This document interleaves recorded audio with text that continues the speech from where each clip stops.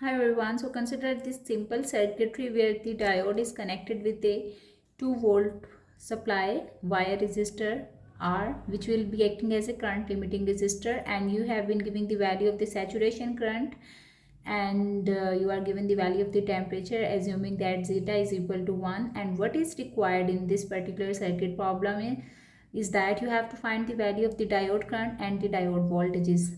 Okay, so using the ideal diode current equation, as you can see here, the positive terminal of the battery is connected with the negative with the anode, while the negative terminal of the battery is connected at the cathode. So this diode is forward biased, okay, which will result in certain types of the conduction, and some current I, D or IF will flow through it.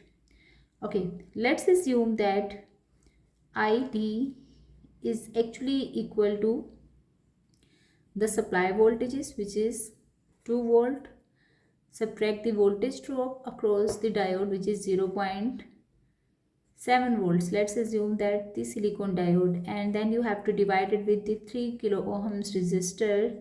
So you know that 2 minus 0.7 divided by 3 kilo ohms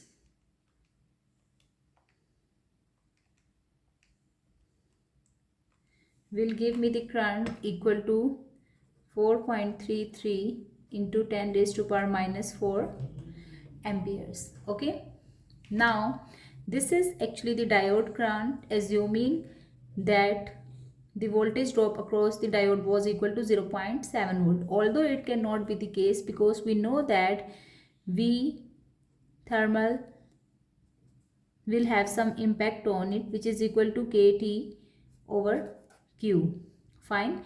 So V thermal voltages are the function of the temperature, and the temperature is right now 55 degrees centigrade. If you substitute the values of these constants, the Boltzmann constant is 1.38 into 10 raised to power minus 23.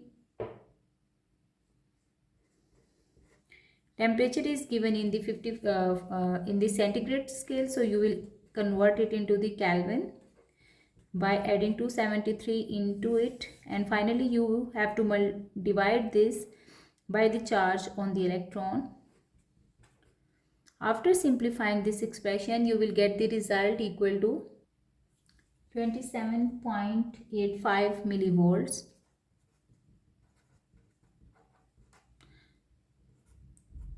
Okay, you can see some difference from your calculations because you might be using different number of the decimal places, that's why. Otherwise the procedure remains same. Now these are the value of the thermal voltages, and we know that the VT from the ideal current equation is equal to VT times natural log of ID over IS. Okay, so let's just substitute the values of these parameters. You will get the value of the diode voltages that will be now depending on the temperature. So ID, which is derived from here, and it is equal to 4.33 into 10 raised to power minus 4. You will have to divide it with the IS, which is in this case is equal to 3 into 10 raised to power minus 14. Once you will solve it, the resultant is equal to 0.6516 volts,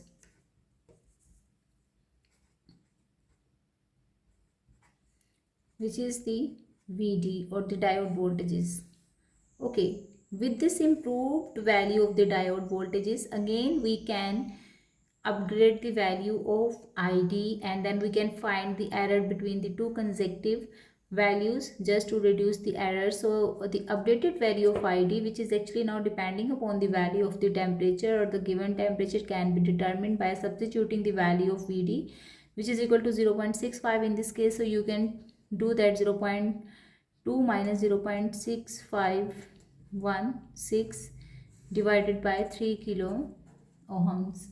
So this will result in 2 minus this divided by,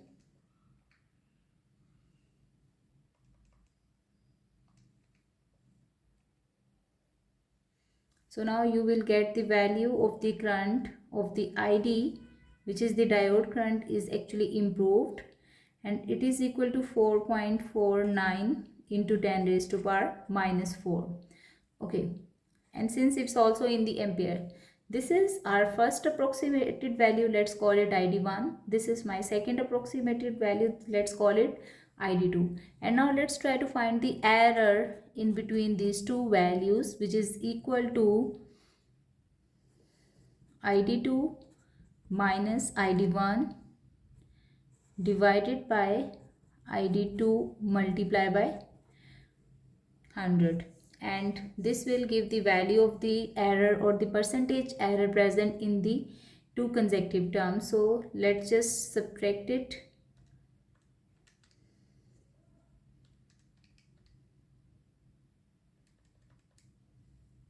So the amount of the error that is present is equal to 3.65% in this case. Okay, now it depends how much reduced error or how much correct resultant is required, so we can keep doing or we can keep performing the iteration. Like once you are having the updated value of the ID which is equal to this, you can again update the value of VD in order to get the more accurate answer, and it depends on the required precision how many iterations are required for solving this particular problem. Thank you for watching.